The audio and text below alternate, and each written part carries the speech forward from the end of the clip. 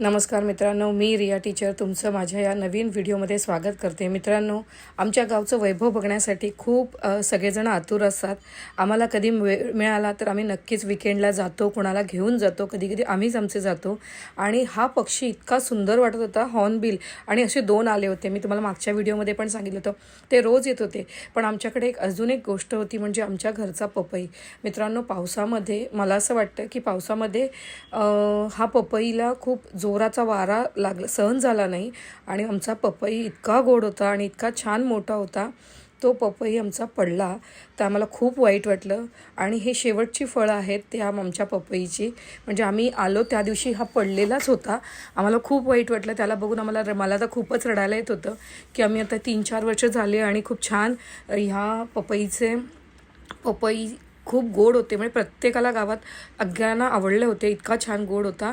आणि शिवाय मित्रांनो, पाऊस तर सतत होता, पण पपई पडणं म्हणजे खूप आम्हाला वाईट वाटलं। आणि आत्ता पावसाळ्यात लावू शकत नाही, कारण ऑलरेडी आमची माती सगळी ओली झालेली आहे, आणि लावला तरी पपई हा जगेल की नाही माहिती नाही। आणि जेव्हा मी आता नेमकं पुढच्या विजिटला येऊ आमच्या घरी, तर तेव्हा पण लावू शकत नाही, कारण तो आणणं पॉसिबल नाही।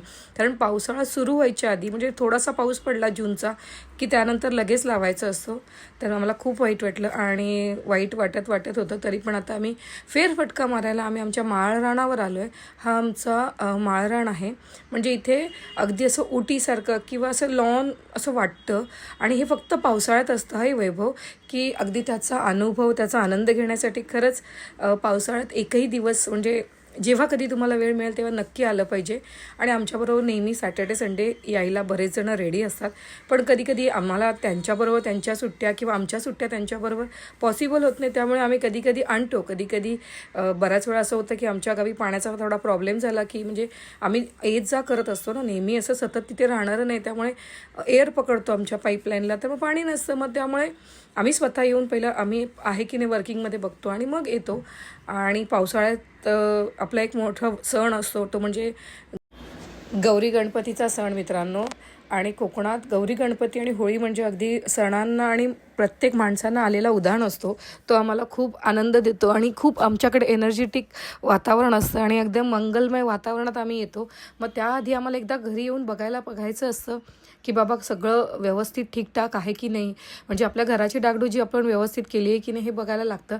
आणि मित्रांनो, मला प्रत्येक ठिकाणी वाटेवर आमच्या माळरानाच्या जाऊन तिथे गायी आल्या होत्या। मला बरं वाटत होतं की असं ते छान गवत खात आहेत, म्हणजे ते आनंद त्यांचाही वेगळा वाटत होता मला।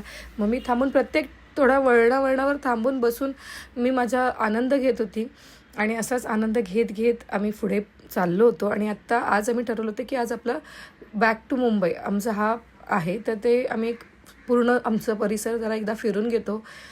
तुम्ही बघत असाल बऱ्याच जण यूट्यूबला त्यांच्या गावचा, किंवा काही लोक तर फॉरेनला जाऊन त्यांचं फार्मिंग करतात।